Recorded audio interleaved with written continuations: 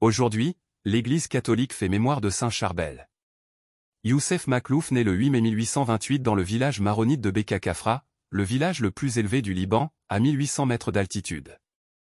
Il est le fils d'une modeste famille de paysans, son père meurt alors qu'il a 3 ans, Youssef est élevé par sa mère et hérite d'elle une foi profonde. À 7 ans il est berger et tandis que son troupeau se repose il se réfugie souvent dans une grotte pour prier. Il va à l'école du village où il étudie l'arabe et le syriaque. Très jeune, il est attiré par la vie monastique. À 20 ans, il se rend souvent au monastère de Notre-Dame de Mefoug de l'ordre libanais maronite, et décide d'y entrer. Sa mère lui dit, « Si tu ne devais pas être un bon religieux, je te dirais reviens à la maison, mais je sais maintenant que le Seigneur te veut à son service, qu'il te bénisse et fasse de toi un saint. » Après 10 jours, Youssef prend l'habit et choisit le nom de Charbel, illustre martyr de l'église d'Antioche.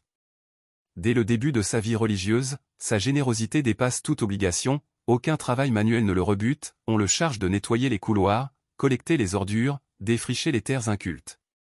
À 25 ans frère Charbel prononce ses vœux et part étudier la théologie au couvent Saint-Cyprien de Kfifan.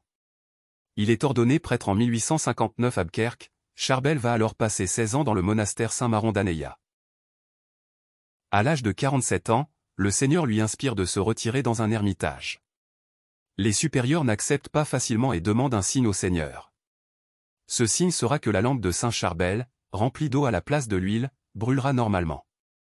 Dès le lendemain, 15 février 1875, le père Charbel obtient de son supérieur la permission de se retirer dans l'ermitage Saint-Pierre et Saint-Paul voisin du monastère.